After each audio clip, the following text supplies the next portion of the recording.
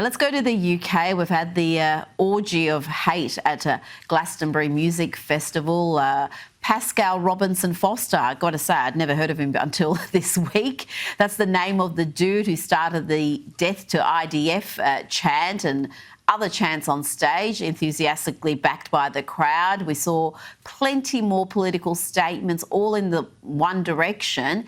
Douglas, how do we begin to understand these young, privileged people at a music festival really having no empathy for people very similar to them who were slaughtered at the Nova Music Festival less than 2 years ago? It's astonishing, isn't it? The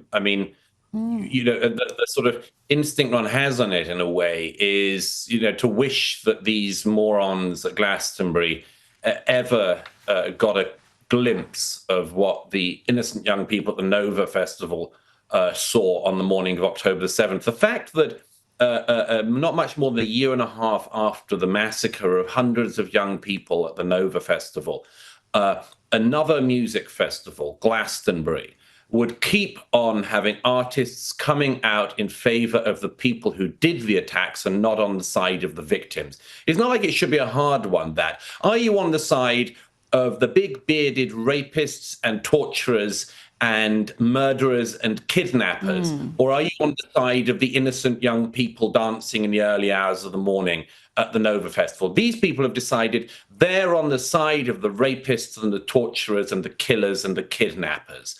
And it's so despicable. But there's something that needs to be brought out about this, which is there's quite rightly been a lot of rage about this idiot dolt saying death to the IDF, which of course means death to all the young men and women who have mandatory service in Israel and have to risk their lives fighting terrorists up close.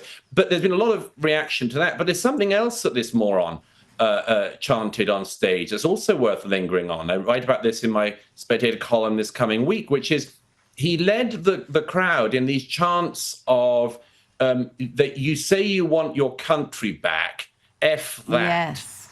And all the time with projections on the back of the stage about the fact that immigrants built Britain and much more.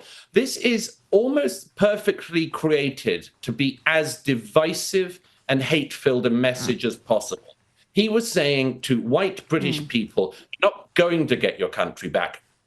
People like me are taking your country. He used terms like gammon, a totally racist term that is used with such ease by these people. And he was just saying, no, actually, we're here. I'm here. You don't have your country anymore. And of course, the amazing irony of him doing this in front of a crowd, merrily waving Palestinian flags. So they pretend to care about indigenous rights, don't care about indigenous Jews, and actually hate indigenous British people, hate white indigenous British people.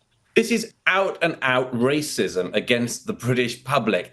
And I mean, it makes you despair at the fact that all of these people would pay and chant along to hate all the time, thinking they're acting, of course, in the name of love. And the organizers and everyone else should be ashamed of themselves. I very much look forward to the day when we never have to consider Glastonbury again.